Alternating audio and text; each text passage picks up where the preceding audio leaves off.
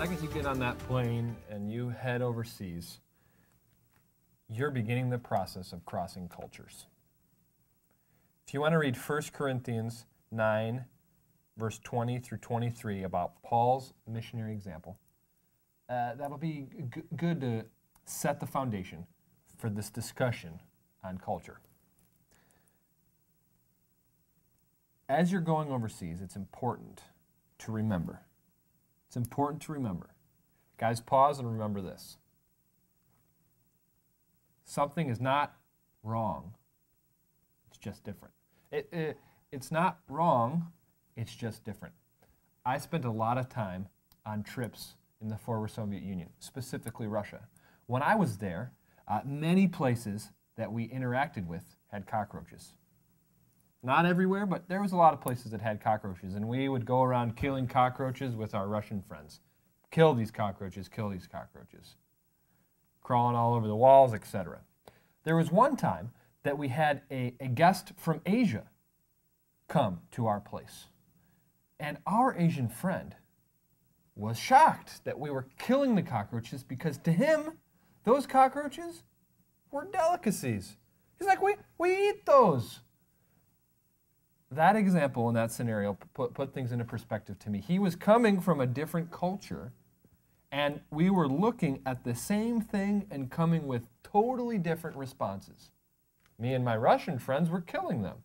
He wanted to eat them. We thought they were a vermin, a pest. He thought it was a delicacy. So remember, what are we remembering? It's not right or wrong. It's just different. So as you're talking about whether or not you think a cockroach is a delicacy or a pest, also look at the 4 different steps of understanding and adapting to a different culture.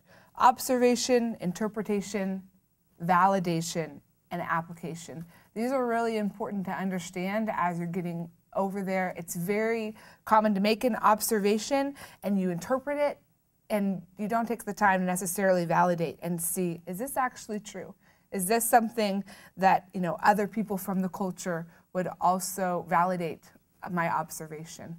So take time to talk about that.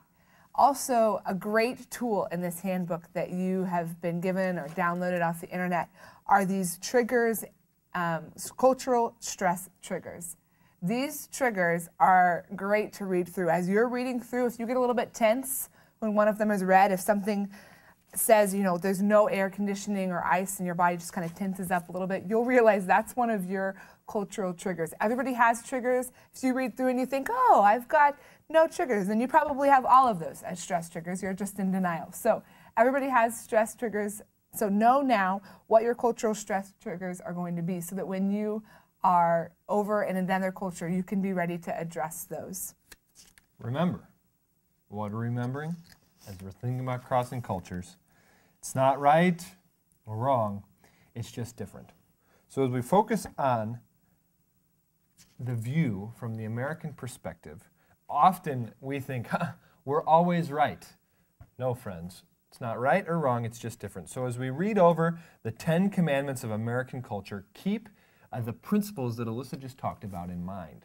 You're not going to have this book to look through, or these pages to look through and think about when you're on the field. Hopefully you could have committed to memory just some of these principles. Remember, observation, interpretation, validation, and application. You can even write those on an index card. Remember, think about those principles, talk about it, discuss those things, and put it in the context of the 10 commandments of American culture.